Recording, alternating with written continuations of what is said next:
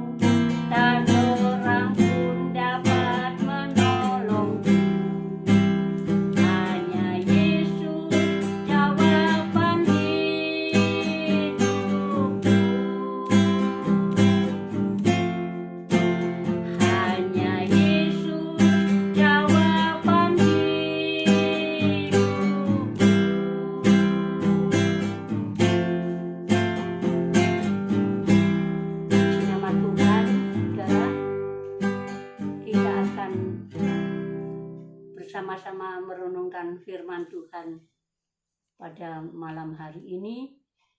Kiranya firman Tuhan yang akan kita renungkan bersama, kita boleh menjadi kekuatan penghiburan dalam kehidupan kita masing-masing. Saudara, saya akan menyampaikan firman Tuhan tentang saya akan renungkan firman Tuhan dalam hal doa. Apakah doa itu hanya kita lakukan kalau kita ibadah di gereja? Dahulu sebelum kita ibadah online, kita ibadah bersama gereja. Dan ada orang yang memang masih kurang mementingkan memerlukan doa. Sampai ada nyanyian pujian pakai bahasa Jawa. Dedongomu apa ya mung dina Minggu. Nyanyian ini mengingatkan pada kita. Dedongomu apa ya mung dina Minggu. Ambekanmu apa ya mung dina Minggu. Saudara, ini nyanyian bahasa Jawa mengingatkan pada kita dalam segala hal. Apa cuma hari Minggu saja karena jam ibadah. Tetapi kita akan renungkan bersama pada sore hari ini tentang doa. Ya, saudara, doa itu adalah sepertinya banyak orang yang masih kurang suka doa.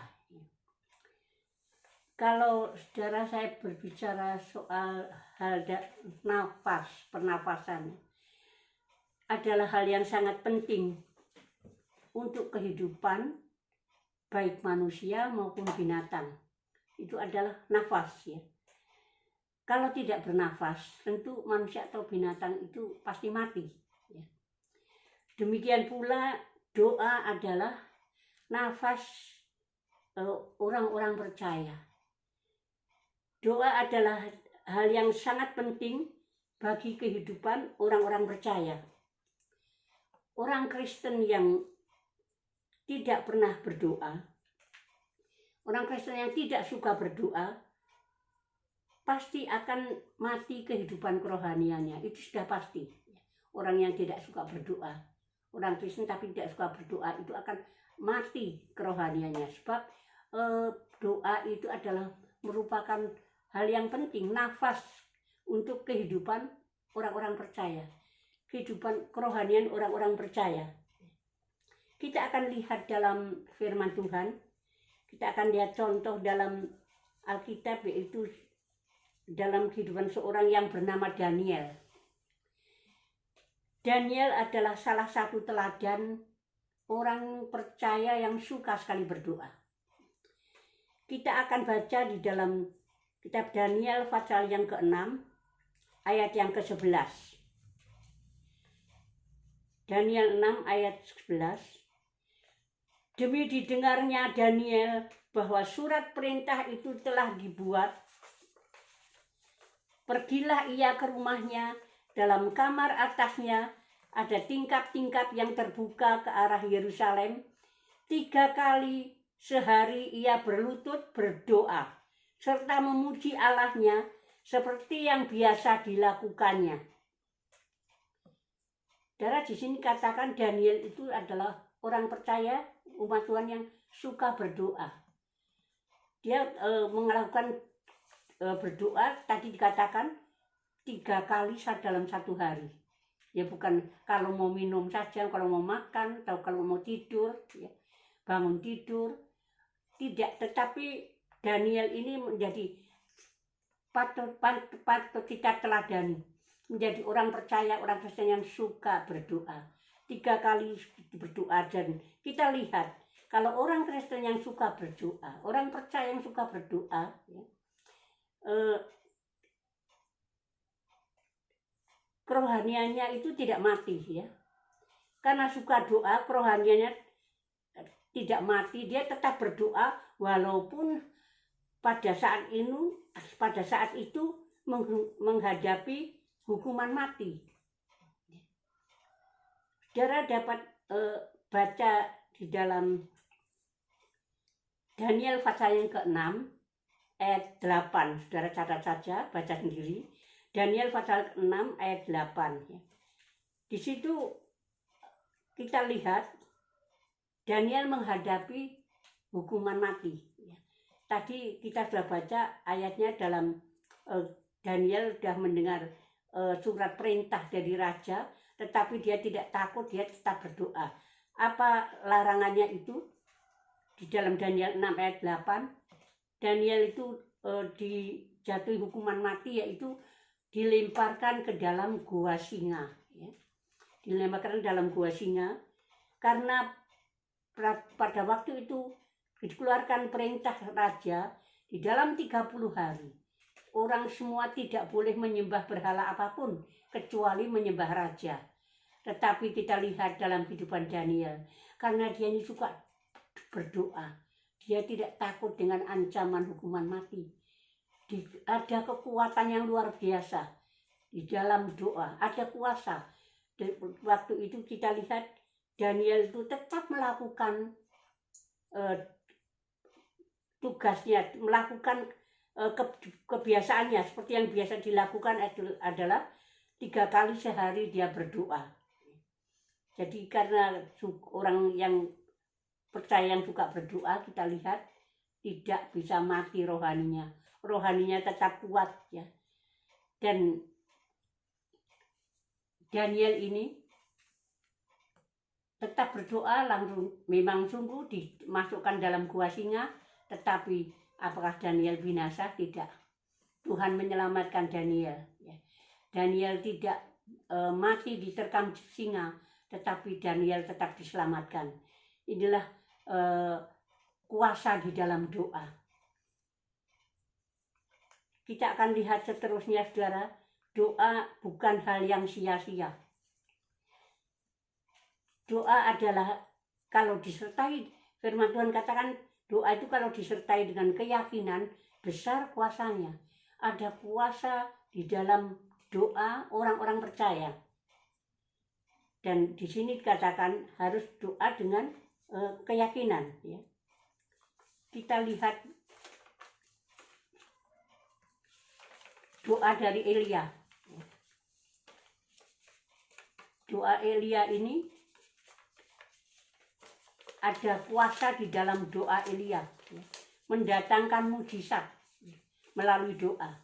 Jadi saudara, kita akan lihat seluruhnya, jangan kita remehkan hal doa. Doa itu bukan merupakan hal yang sia-sia. Kita lihat buktinya dalam kehidupan Elia. Ya. Nabi Elia, dia orang yang suka berdoa, dan di satu saat ya Elia itu mengalami ya mujizat yang luar biasa. Kita dapat baca di dalam Yakub pasal yang kelima. Kita baca ayat 16 dulu, saya akan tekankan bagian B saja. Yakobus 5 ayat 16 bagian B. Doa orang benar bila dengan yakin didoakan, sangat besar kuasanya. Di sini firman Tuhan tekankan bahwa doa orang benar itu, kalau doanya dengan keyakinan, mempunyai kuasa yang besar, mendatangkan mujizat. Dan ayat seterusnya kita lihat dalam ayat 17 dan 18. Yakobus 5. Elia adalah manusia biasa sama seperti kita. Dan ia telah bersungguh-sungguh berdoa supaya hujan jangan turun, dan hujan pun tidak turun di bumi selama 3 tahun dan 6 bulan. Lalu ia berdoa pula, dan langit menurunkan hujan, dan bumi pun mengeluarkan buahnya. Saudara, di sini kita lihat mujizat yang besar terjadi karena Elia berdoa dengan bersungguh-sungguh. Jadi doa itu bukan sekedar ada perlunya saja, tetapi sungguh-sungguh dalam penyembahan, sungguh-sungguh dalam mempunyai keyakinan kepada Tuhan. Elia dikatakan dengan bersungguh-sungguh ya, berdoa supaya hujan tidak turun. Elia minta supaya hujan tidak turun, Tuhan nyatakan itu. Jadi doa Elia itu mendatangkan mujizat. Lalu Elia berdoa supaya Tuhan menurunkan hujan. Tuhan juga menurunkan hujan. Mujizat yang luar biasa ya. Hal-hal yang tidak mungkin terjadi. Tetapi tadi kita sudah melihat ya, doa yang sungguh-sungguh dengan keyakinan itu mempunyai kuasa yang besar. Kita akan melihat ya, suatu firman Tuhan yang dikatakan di dalam Yeremia pasal 33. Ini adalah merupakan janji pada Tuhan. Demikian bunyinya Yeremia 33 ayat 3, saya bacakan, tekankan bagian A saja. Berserulah kepadaku, maka aku akan menjawab engkau. Ini janji Tuhan, saudara. Dalam Yeremia 33 ayat 3 ini, Tuhan katakan, berserulah kepadaku. Maksudnya kalau kita berdoa kepada Tuhan, berdoalah kepada Tuhan. Tuhan katakan, maka aku akan menjawab engkau. Tuhan berjanji akan menjawab segala doa orang-orang percaya. Janji Tuhan itu kita lihat ya, saya akan berikan contoh di dalam janji Tuhan dinyatakan dalam kehidupan Petrus. Kita akan melihat contohnya janji Tuhan ini dinyatakan saat Petrus mengalami krisis ekonomi. Sekarang ini banyak sekali orang yang krisis ekonomi ya, susah karena ekonomi. Dan ini kita lihat ya, kalau kita mau mengalami mujizat, kita mau seperti Petrus ya. Di dalam krisis, Petrus ini berdoa ya. Kita akan lihat doa dari Petrus ya. Doa dari Petrus ini kita baca dalam Lukas pasal yang kelima, ayat yang kelima. Simon atau Petrus ya, Simon menjawab, Guru, telah sepanjang malam kami bekerja keras dan kami tidak menangkap apa-apa. Tetapi karena engkau menyuruhnya, aku akan menebarkan jala juga. Ini merupakan doa dari Petrus. Ini adalah doa dari Petrus. Dia berdoa, menceritakan ya keluhannya. Dia sudah bekerja keras, tetapi tidak berhasil. Petrus memang seorang nelayan ya, menangkap penjala ikan.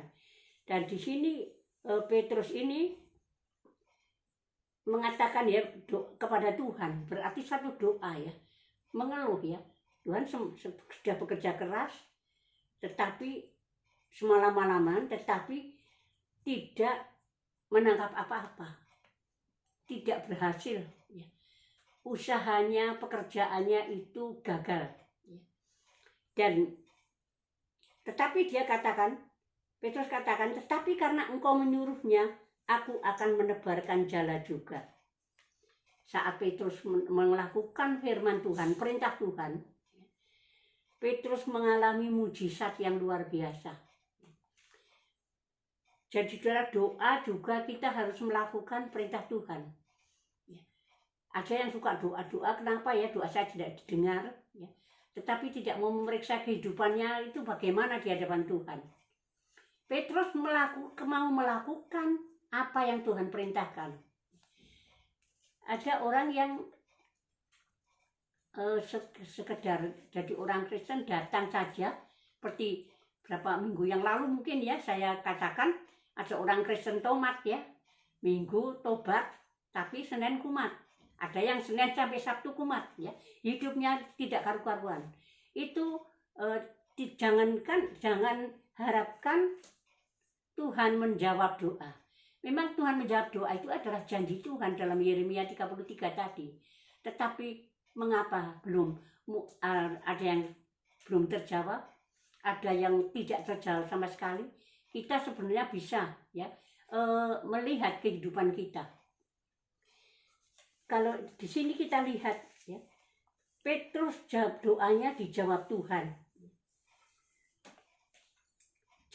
Jawaban doanya itu saudara dapat baca di dalam ayat 6 dan 7. Tadi kita sudah baca Lukas 5 ayat 5 ya.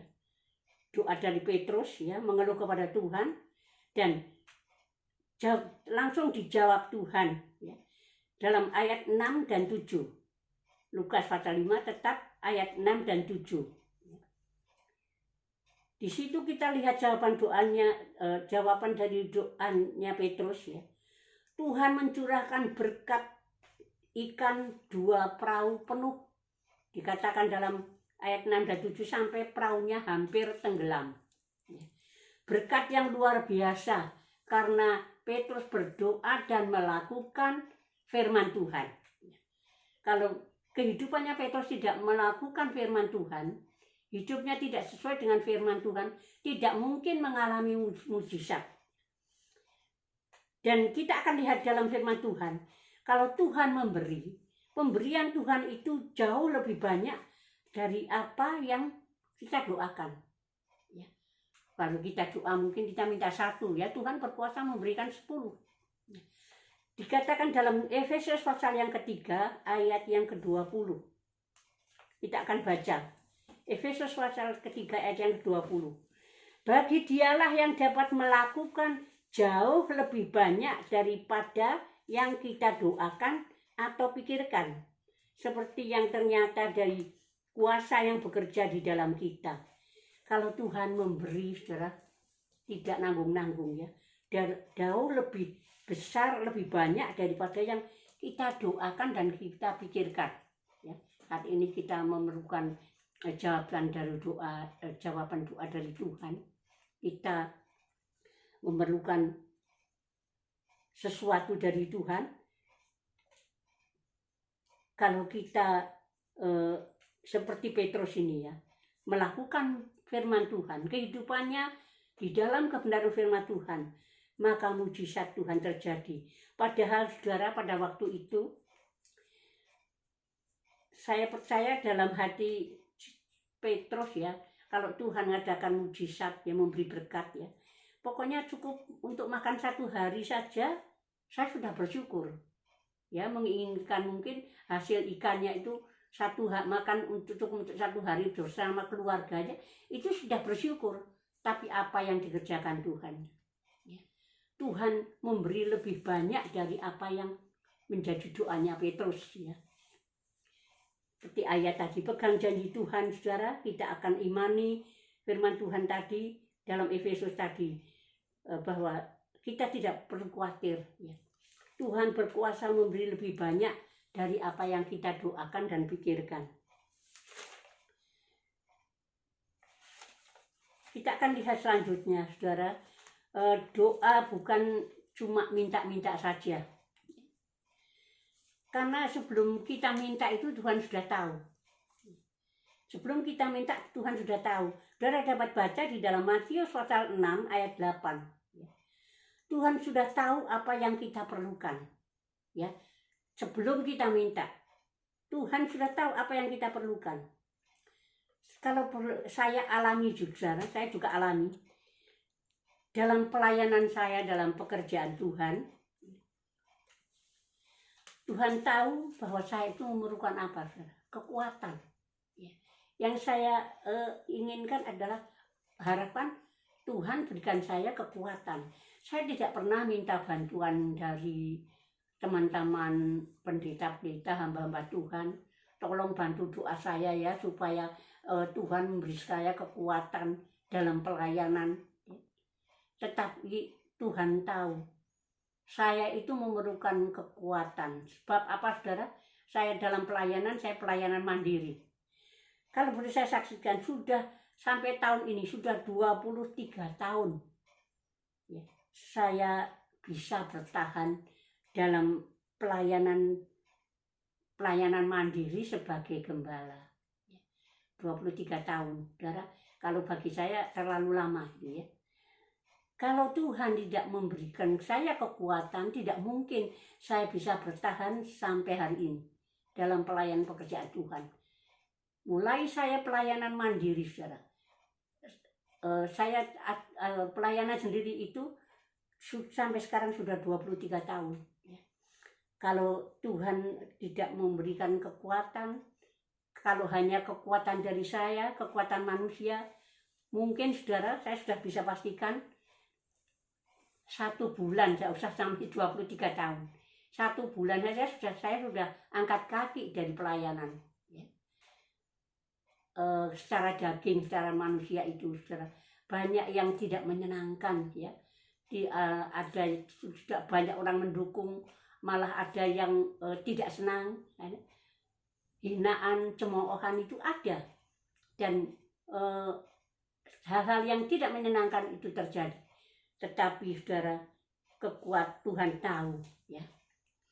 Tuhan tahu saya ini memerlukan kekuatan.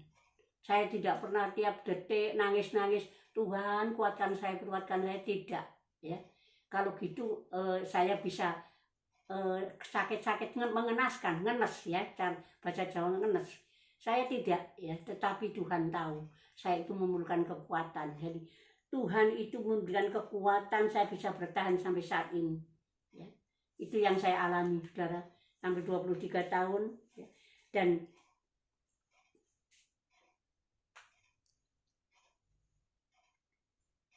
kita akan lihat seterusnya.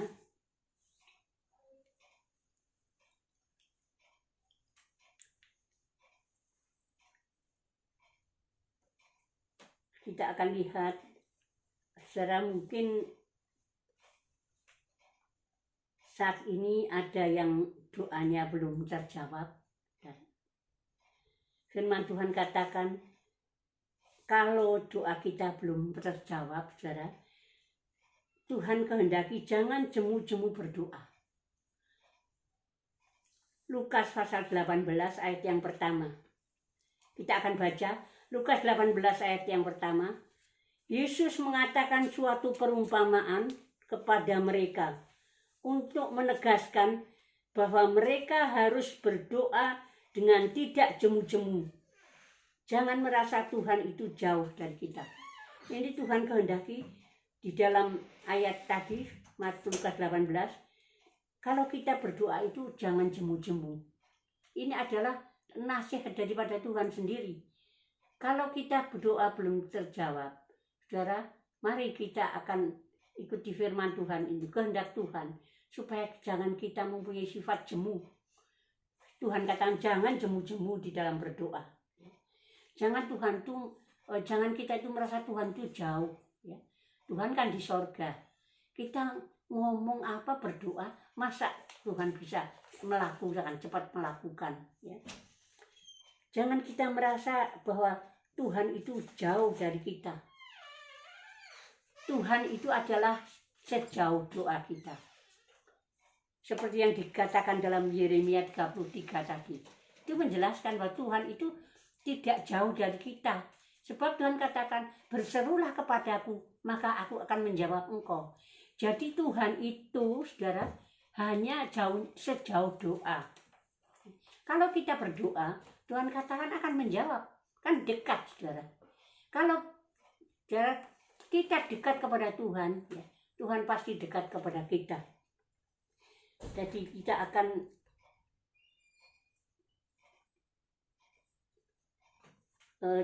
pegang janji Tuhan, yakinkan janji Tuhan di dalam Yeremia 33 tadi. Tuhan itu akan menjawab segala seruan atau doa kita. Dan saya tekankan sekali lagi, Tuhan itu hanya sejauh doa. Kalau kita berdoa kan Tuhan langsung menjawab, berarti dekat. Mari kita hidup dekat kepada Tuhan, supaya Tuhan juga dekat kepada kita. Dalam segala hal, kita berseru berdoa kepada Tuhan. Ada pujian yang katakan, ku tahu Tuhan menjawab doaku. Tuhan, kita sering kadang-kadang kita menyanyikan saja, tetapi tidak mengimani akan firman Tuhan. Ini ada terus dalam firman Tuhan memang, ya. Tuhan itu akan menjawab, berserulah kepadaku, aku akan menjawab engkau. Jadi Tuhan itu pasti akan menjawab doa kita. Dan kalau ada yang belum terjawab, tadi firman Tuhan menjadi jawaban supaya Tuhan kehendaki kita tidak boleh jemu-jemu dalam berdoa. Dan ada nyanyiannya katakan juga, berdoa terus sampai Tuhan datang. Mari saudara, kita akan yakinkan ya firman Tuhan melalui pujian ya, bahwa Tuhan itu akan menjawab doa kita. Hal yang tidak mungkin terjadi bisa terjadi ya. Dan kita akan berdoa terus seperti Tuhan katakan, jangan jemu-jemu berdoa. Kita akan nyanyikan berdoa terus sampai Tuhan datang. Jangan kita ada sifat rasa jemu ya. Jadi Tuhan akan memberikan jawaban doa kita. Kita yakinkan janji Tuhan ini. Mari saudara, kita akan, sebelum kita tutup di dalam doa, kita akan naikkan pujian. Ku tahu Tuhan menjawab doaku, dan berdoa terus sampai Tuhan datang. Berdoa terus sampai Tuhan menjawab doa kita. Tuhan pasti nyatakan janji firman-Nya. Ku tahu Tuhan menjawab doaku.